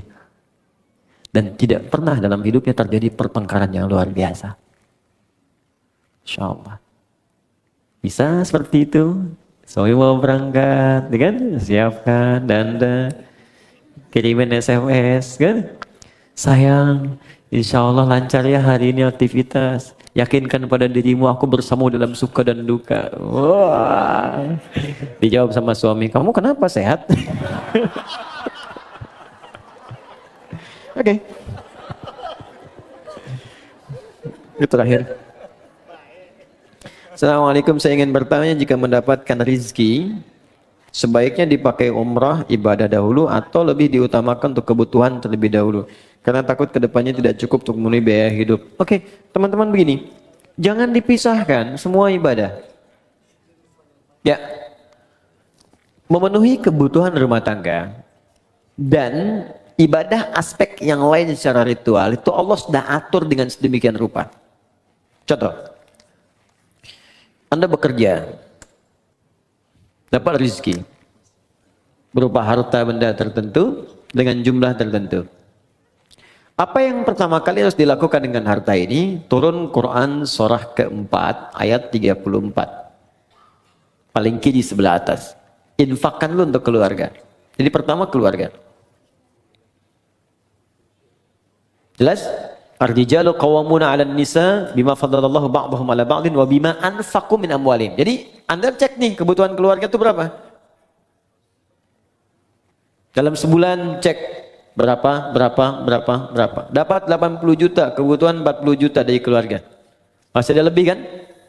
Makanya kelebihan ini sudah Allah ukur. Allah tetapkan nisab namanya. Jadi ada nisab di situ. Setiap ada 85 gram emas dengan nominal sekian, emas itu kan terus naik kan? Sesuai dengan masanya. Masa Nabi mungkin kurang dari 1 juta, naik lagi. Sekarang 1 gram udah 700 ribu. Ya kan? Baik, jadi ini kurang lebih sudah 60 juta ke atas. Maka ketika Anda mendapatkan ini, kata Allah, ini pun silahkan keluarkan zakatnya dulu. Baru keluar zakat. Zakat pun keluar setelah melewati batas ini. Ya, 85 pas ke atas keluar zakat. Bahkan ada pendapat di ulama pun, jika zakat ini pun, awas hati-hati, bisa berpengaruh terhadap kebutuhan keluarga yang memang dibutuhkan nilainya segitu, maka ini belum dikeluarkan. Ada pendapat demikian. Jadi ketika kebutuhan keluarga 75 juta misalnya, dibutuhkan betul. Ya, mohon maaf. Kemudian dapatnya 60 juta, ini sudah masuk kategori nisab. Hanya nisab ini pun keluar zakat, itu ditunda setahun. Kalau bertahan, lebihnya ada, kan? Baru kemudian keluar. Ya, ada yang menyebutkan haul di sini. Karena itu, jika kemudian ini masih belum mencukupi, maka ini tidak keluar. Tutupi dulu ini. Anda bayangkan, zakat saja yang sifatnya wajib keluar ketika nisab muncul, itu bisa ditunda atau tidak keluar ketika kebutuhan keluarga belum tersalurkan. Kalau sifatnya betul-betul mendesak. Tapi kalau sifatnya asumsi, nih kebutuhan kita misalnya 60 juta nih dalam sebulan, saya dapat 75 juta, ya, atau saya dapat 60 juta pas. Tapi masih asumsi, belum jelas ini, maka rumus cepatnya keluarkan zakat lebih baik. Karena rumusnya ketika Anda keluarkan, Allah berikan 10 kali lipat. 10 kali lipat dari yang dikeluarkan. 10 kali lipat ini jangan dihitung dari uangnya, dari nilainya. Boleh jadi dijaga yang nilai 60 juta ini supaya dia berkurang. Sakit tidak ada. Kebutuhan ini tiba-tiba dibelikan oleh orang lain. Ini yang menjadi gratis. Anak-anak dapat beasiswa. Akhirnya yang 60 juta tinggal 30 juta. Anda masih nyimpan 25 juta. Jelas sampai sini? Oke, nah sekarang kita kembalikan ke umrah. Ustaz, saya dapat rezeki nih. Saya pilih mana? Umrah atau saya penuhi kebutuhan keluarga dulu? Kalau memang ada kebutuhan keluarga yang sangat mendesak yang harus dipenuhi, maka ini yang didahulukan. Ini kemudian diakhirkan. Caranya, simpankan untuk tabungan. Nabung, tapi niatkan betul. Tuliskan tabungannya, cadangannya umrah. Jangan diganggu untuk apapun. Misal, saya dapat rezeki 55 juta. Kebutuhan keluarga 45 juta. Ini harus saya dahulukan. Masih sisa 55 juta. Maka Anda simpan, misalnya 10 juta untuk umrah, 5 juta untuk cadangan ke sini. Jelas? Simpan. Dapat lagi, simpan. Dapat lagi, simpan. Sampai terpenuhi, baru berangkat. Kalau sudah dapat 30 juta ini niatnya untuk umrah, berangkatkan umrah. Ya. Tapi kalau cuma asumsi, takut ada kebutuhan, takut ini, tidak, dahulukan ibadah. Dahulukan. Untuk haji, kalau sudah ada untuk haji, berangkat haji. Nanti begitu Anda pulang, Allah akan kirimkan rezeki yang baru. Yang bisa memenuhi apa yang Anda butuhkan. Insya Allah. Jelas? Ada lagi? Ada Ustaz, masih. Baik. Saya angkat tangan. Sebentar dulu ya, kasihan Pak ya, yang Baik, ibu-ibu nih ya. Wah, ini menarik nih. Untuk perempuan, ya, pakaian yang terbaik untuk sholat di rumah, itu seperti apa Ustadz? Quran Apakah surah harus ke-7? Baik. Harus berpakaian terbaik atau kita boleh pakai pakaian yang sedang kita kenakan, misalnya daster kemudian ditutupin oleh mukena? Gitu. Ya, bukan kita, mungkin Anda ya. Ini saya nggak pakai. Oh iya, Anda bukan Okay. saya. Kok kita? Kena gue ya. Biasa, it's happening sometimes. Oke. Quran surah ke-7 ayat 31, lihat di ujung ayatnya ya. Dari ayat 26 sebetulnya, 26, 27, 28, 29 sampai ke 31-nya. Di ayat yang terakhir dilarang untuk israf, berlebihan. Ya, wala tusrifu innallaha la yuhibbul musrifin. Kalau Anda tarik ke 26, 27 terutamanya, kemudian 28, 29 sampai ke ayat tadi yang saya sampaikan berhubungan dengan masjid. Pertama Allah katakan khudhu zinatakum 'inda kulli masjid. Ketika ada panggilan dari masjid, kenakan pakaian terindahmu. Indah. Indah itu ukurannya pasti sudah kita pahami lah. Ya, ada ukuran moral di situ, ukuran etika. Ya, ibu kondangan pakai daster gitu, indah tidak? Gitu kan? Misal ya. Tapi kalau kita tutup dengan yang lain, tutup ya dan nampak indah, nampak rapi, itu nggak apa-apa, nggak jadi masalah. Yang penting ada penutup dengan baik, rapi, tampil baik. Misal tadi tutup mukena kan? Tutup mukenanya rapi, mukena baik, gak ada masalah.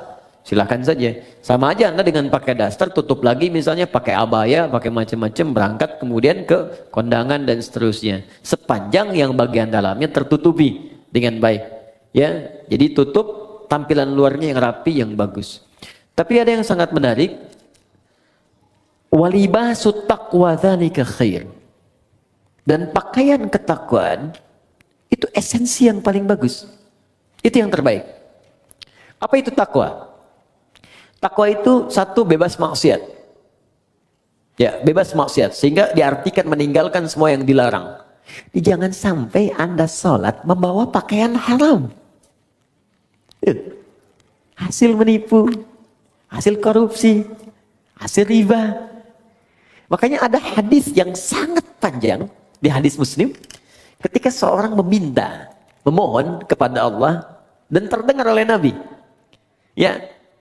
Thumma dzakara rajula yutilu safara ash'atha aghbara. Kemudian Nabi mengisahkan seorang lelaki yang menempuh perjalanan panjang. Doa orang yang sedang safar cepat dikabulkan.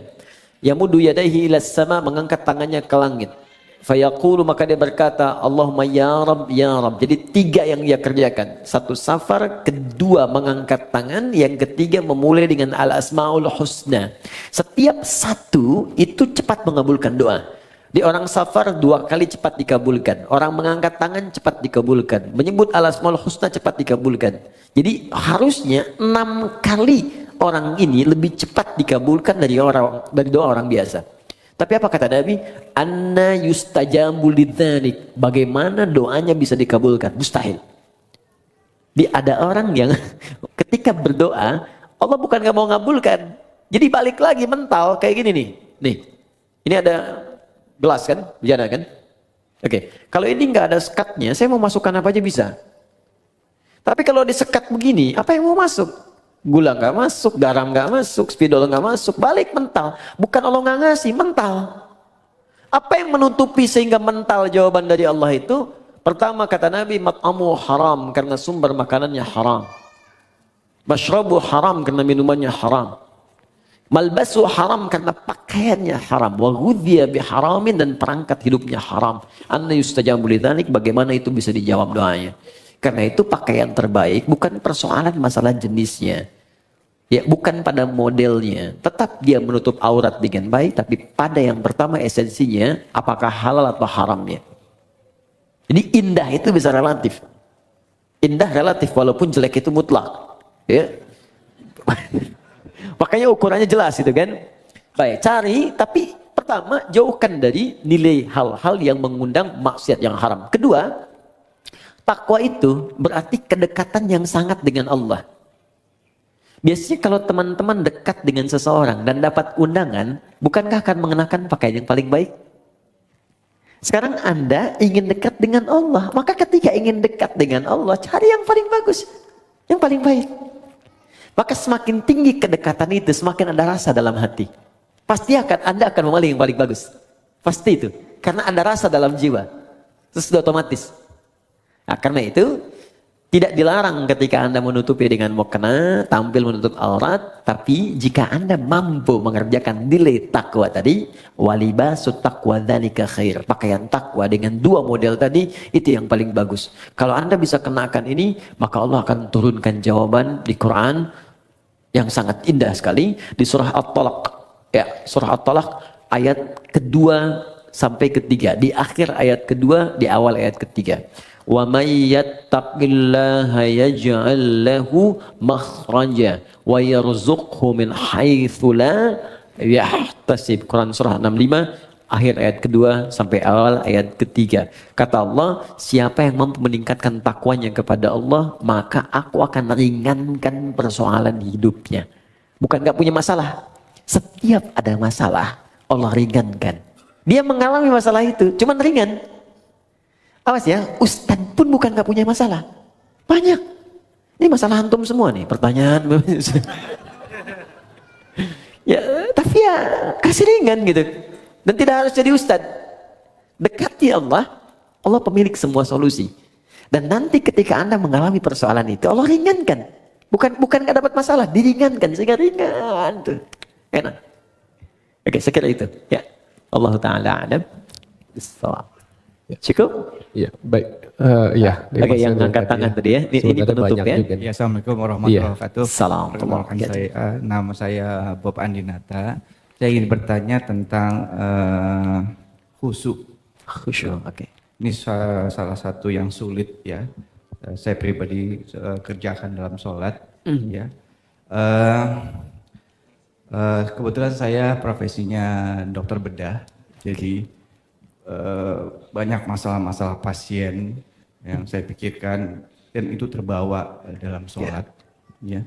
Nah, sehingga dalam sholat sulit sekali sampai mungkin lupa rakaat gitu. Ya.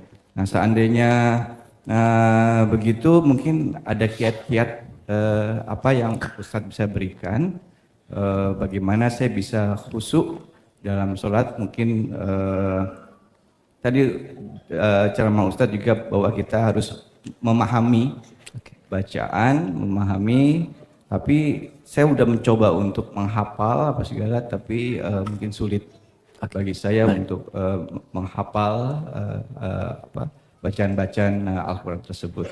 Yang kedua, jika saya lupa ini rakaat, itu bagaimana? Ya, sujud sahwi ya Ustaz ya. Ya. Bagaimana tata caranya seandainya kita lupa tentang rakaat tersebut. Dan yang terakhir mengenai pertanyaan yang terakhir tadi mengenai pakaian yang didapat yang haram.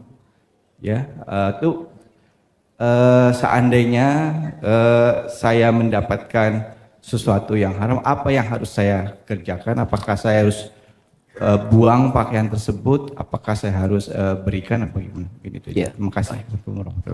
Waalaikumsalam warahmatullahi wabarakatuh. Baik, pertanyaan dari Dr. Bob tentang persoalan khusyuk dalam sholat. Memang khusyuk itu masalah yang luas, universal. Tidak tersekat ke dalam profesi dokter bedah saja. Tukang kredit ketika sholat bisa ingat kreditnya.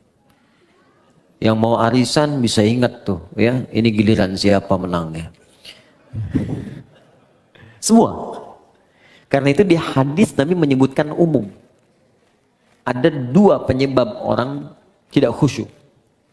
Pertama faktor setan. Ada setan khusus menggoda orang sholat. Namanya khanzab. Ada yang menyebut khinzib.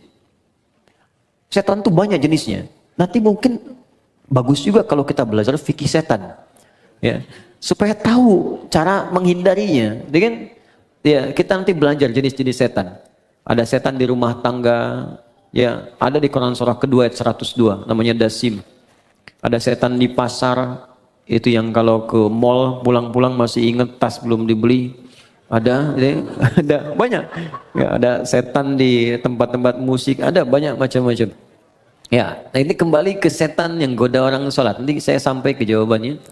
Di Nabi mengatakan dalam salah satu hadisnya, bima ma'na idza kabbara, kalau seorang sudah mulai takbir, kemudian faqala syaitanu, maka setan sudah mulai berbisik di benaknya, udzkur kada, ingat ini, ingat itu. Itu ke semua. Kalau kita belum takbir, itu biasa Pak. Gak akan ingat tentang bedah, tentang pasien, tentang macam-macam. Tapi ketika Anda mulai takbir, Allahu Akbar, mulai ingat. Gunting tadi letaknya di mana? Ini ada yang belum dibedah, ini ada yang muncul semua. Berarti normal. Normal. Karena setannya betul menggoda. Ya, datang tuh. Baik. Hatta la yash'ural musalli kam rakatan yusalli, sampai-sampai ada orang sholat yang tidak ingat berapa rakaat sedang ia kerjakan itu. Berarti benar kan hadis Nabi-nya? Dan kita semua umumnya hampir mengalami itu. Maka apa solusinya? Maka yang pertama sebelum sholat diminta kita untuk berlindung kepada Allah, berniat dengan benar. Innamal a'malu binniyat, semua amal bergantung pada niatnya. Maka kalau kita khawatir waswas, fasta'iz billah, minta perlindungan kepada Allah dari godaan setan. Boleh ta'awudz, a'udzubillahi minasyaitonir rajim. Ada yang baca An-Nas, ya, qul a'udzu birabbin nas, minta kepada Allah perlindungan. Itu boleh dilakukan. Ini bagian pertama. Dan ulama di sini nggak ada persoalan memohon kepada Allah perlindungan sebelum sholat, karena sholat dibuka dengan takbir secara bacaan, kemudian ditanamkan dengan niat. Yang kedua, ini yang paling penting, Quran surah ke 2 Al-Baqarah ayat 45 sampai 46. Sebelum sholat, dibuat persiapan yang matang untuk sholat. Ya, kata Allah di ayat 46-nya, alladzina yadhunnuna annahum mulaqu rabbihim wa annahum ilaihi raji'un. Di ayat 45, khusyuk itu enggak mudah. Wa innaha lakabiratun. Salat itu enggak mudah illa 'alal khasyin, kecuali bagi orang khusyuk. Siapa orang khusyuk ini? Ternyata khusyuk dimulai sebelum salat. Bukan saat sedang salat. Jadi ada tahapan khusyuk dimulai sebelum salat. Apa persiapannya? Tadi, yadhunnuna annahum mulaqu rabbihim. Satu, orang khusyuk itu orang yang merasakan dalam jiwanya akan menghadap kepada Allah. Karena itu ketika akan menghadap kepada Allah, kata Allah, kenakan pakaian yang bagus. Kamu dapat undangan dari orang lain, pakaian bagus. Dapat undangan dari Sang Pencipta, kenapa pakaian biasa-biasa? Makanya pakaian itu cenderung juga mengondisikan kita untuk bisa nyaman dalam sholat. Silahkan cek, pakai kaos oblong, ya dengan pakai baju koko, sama-sama sah menutup aurat. Tapi rasanya lain kan? Ya kan? Oke, kemudian yang paling menarik, di ujungnya, wa annahum ilaihi raji'un. Tenang sebentar. Kalau Anda mendengar kalimat raji'un, raji'un, raji'un, apa yang terbayang? Inna lillahi wa inna ilaihi raji'un. Nah, dalam sholat itu ketika kan sholat, kalau ingin khusyuk kata Allah, rasakan mungkin ini sholat terakhir yang Anda kerjakan dalam hidup. Mungkin wafat dalam sujud. Apa yang Anda pikirkan membedah orang kalau Anda wafat sekarang? Apa yang Anda pikirkan tentang gunting, tentang segalanya, tentang selang, tentang infus? Kalau Anda wafat sekarang, apa yang mau Anda kerjakan kata Allah? Percuma pikirkan semuanya. Maka Nabi sering katakan sebelum sholat, sallu sholatan muwadda'. Sholatlah engkau seakan-akan sholat ini jadi perpisahan dalam hidupmu. Ya, sholat, siapkan. Rasakan, mungkin ini sholat terakhir. Makanya panggilannya kan panggilan adzan. Adzan, an-nida, panggilan. Oke, saya ganti namanya. Andi, ada namanya di sini? Tidak ada. Baik, kalau tidak ada, oh ada. Baik. Kalau ada saya ganti dulu. Asep, ada? Ada. Ah, pasti nggak ada. Suneo. Nggak ada kan? Ah, pasti nggak ada. Suneo dipanggil Allah. Apa artinya? Kita dipanggil tiap hari. Adi dipanggil Allah, Bob dipanggil Allah, Hasan panggil Allah, Andi panggil Allah. Allahu Akbar, dipanggil kan? Mungkin sholat itu panggilan terakhir dalam hidup kita. Kalau kita sudah merasa itu panggilan terakhir dalam hidup, boleh jadi di situ kita akan mulai merasakan kenikmatan untuk pasrah kepada Allah. Kalau wafat dalam sujud itu. 2. 3. Ada isyarat di Quran surah ke-29 ayat ke-45. Utslu ma uhya ilaika minal kitab. Sebelum sholat baca dulu. Pahami dulu. Rasakan dulu semua makna bacaan dan gerakan dalam sholat. Wa aqimis sholah, baru tunaikan sholat dengan sempurna. Jadi ketika kita merasakan wafat, kita merasakan baca Allahu Akbar, Allah Maha Besar, pikiran menerjemahkan. Hati meresapi Allah, saya mengatakan kau Maha Besar. Tapi dalam hidup saya selalu merasa besar dalam hidup. Pekerjaan saya katakan yang paling besar dalam hidup dan seterusnya. Itu perasaan akan terbawa. Sehingga membantu kita bisa lebih fokus dan nyaman dalam sholat. Jelas sampai di sini? Untuk bagian yang pertama. Karena itu saya sarankan, jangan capek dulu untuk semua dikerjakan. Sepekan ini saya mau belajar takbir dulu. Pahami dulu. Sepekan kemudian saya belajar untuk iftitah. Selanjutnya saya belajar Al-Fatihah. Sampai sempurna kita. Bahkan ada ulama yang mengatakan ingat sholat saja sudah bagian dari khusyuk. Wah ini 5 menit lagi adzan zuhur nih. Sudah ingat tuh, itu bagian dari khusyuk. Oke, baik. Kemudian yang selanjutnya saya lompat ke bagian terakhir. Yang haram ketika hadir dalam jiwa kita atau kehidupan kita, bagaimana solusinya? Kalau dari pakaian dan sebagainya, ada sebagian yang ekstrem mengatakan buang, ada yang mengatakan bakar. Tapi kalau ada dari manfaat-manfaat bisa digunakan secara sosial, maka jumhur ulama lebih menyarankan arahkan kepada kepentingan sosial. Misal ada harta haram berupa uang misalnya kan didapatkan. Kita tahu ini haram. Walaupun misalnya hukum setempat mengatakan boleh, tapi saya katakan ini haram nih secara agama. Maka Anda ingin bebaskan dari itu, maka kemana kan ini? Maka ulama jumhur mengatakan mayoritas berikan untuk kepentingan sosial, bikin jalan, bikin bangunan, bikin macam-macam yang sifatnya tidak konsumtif, ya, bukan dimakan. Jadi jangan berikan pada anak yatim, jangan berikan pada fakir miskin, tidak. Untuk yang sosial sifatnya. Jadi kalau yang tadi misalnya mau diberikan pakaian pada dalam kepentingan sosial, jual berikan untuk kepentingan sosial atau dipakai pada hal-hal yang sifatnya secara sosial bisa digunakan, silahkan, tidak ada masalah untuk di situ. Saya kira itu yang bisa saya sampaikan, teman-teman. Tinggal 3 menit ke zuhur, izin menyampaikan beberapa hal. Pertama, saya tidak bosan mengatakan ini, tingkatkan ketakwaan kita kepada Allah, jauhi maksiat, belajar dengan baik, belajar dengan guru-guru yang bisa meningkatkan iman kita, ya ilmu kita. Tidak harus cukupkan kepada saya. Kalau ada yang benar dari saya, silahkan terima, amalkan, itu petunjuk dari Allah.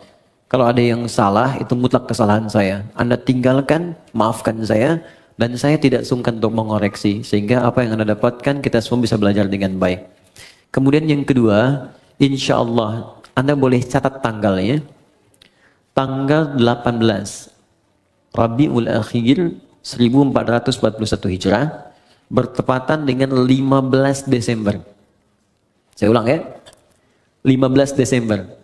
Hari Ahad depan, ya depan 2019, tempatnya di Islamic Center di Koja, Jakarta Utara.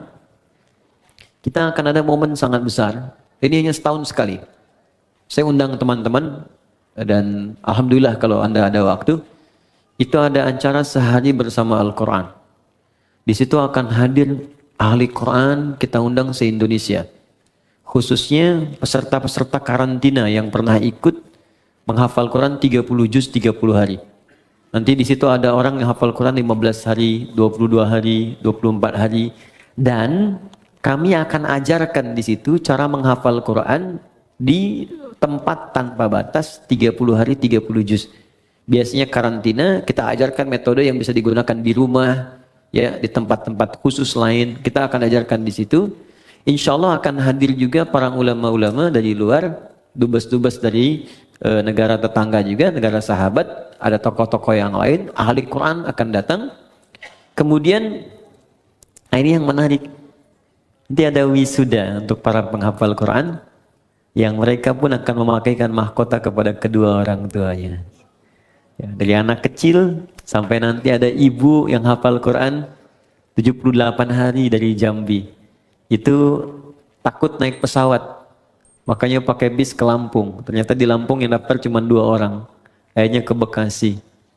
Dan suaminya mengatakan kalau belum hafal jangan pulang dulu. Ya, sampai hafal selesai, khusus untuk ibu itu nanti yang pakaikan mahkotanya suaminya insya Allah. Nah, dan nanti biasa ketemu dengan ahli-ahli Quran, keluarganya bagaimana. Ada anak kecil, saya belum buka sampai sekarang. Saya nggak mau anak itu diekspos terlalu jauh sehingga kehilangan Qurannya. Ini anak bu, ini hebat bimbingan ibunya. Kita sekarang matangkan di Bekasi, dia ikut kelas dengan saya. Itu dia hafal Quran dengan nomornya, posisinya, temanya, ya sampai juga automatically Quran, tak gitu, cepat sekali. Nanti saya tampilkan, saya kenalkan waktu tanggal 15 Desember nanti. Jamnya dari jam 8 pagi sampai menjelang zuhur, setengah 12. Jadi untuk sesi ta'limnya yang saya sampaikan jam 8 sampai sekitar jam 9 setengah 10. Jam 10-nya masuk nanti sesi untuk ada taklim, wisuda, ada juga nanti ulama-ulama yang lain untuk hadir. Itu kemudian yang terakhir, saya mesti minta maaf. Karena ada penyesuaian jadwal untuk tahun depan. Sekali lagi saya mohon maaf sebesar-besarnya, tahun depan itu ada penyesuaian sehingga kesibukannya agak bertambah. Mungkin ini adalah pertemuan kita yang terakhir di tahun ini. Jadi saya mohon maaf sebesar-besarnya, kita bertemu lagi tahun depan. Ya. Tahun ini, tahun terakhir. Ya, cuma nanti kita sesuaikan. Ini kan terakhir kan tahun ini, ya kan? Bulan depan kan tahun baru kan? Baik. Jadi nanti insya Allah tahun depan kita dudukan lagi. Mudah-mudahan waktunya kita bisa sesuaikan. Saya kira itu saja teman-teman. Kita doakan guru-guru kita, saudara-saudari kita, dan semoga semuanya mendapatkan hidayah Allah Subhanahu wa taala. Kita akhiri dengan doa kifaratul majlis. Saya salat zuhur di sini nanti karena waktunya sudah tiba, dan mohon izin langsung pamit. Subhanakallahumma wa bihamdika asyhadu an la ilaha illa anta astaghfiruka wa atubu ilaik. Allahumma taqabbal minna innaka antas samiul alim wa tub alaina innaka antat tawwabur rahim. ربنا آتنا في الدنيا حسنة في الآخرة حسنة وقنا عذاب النار وآخر دعوانا أن الحمد لله رب العالمين. السلام عليكم ورحمة الله وبركاته.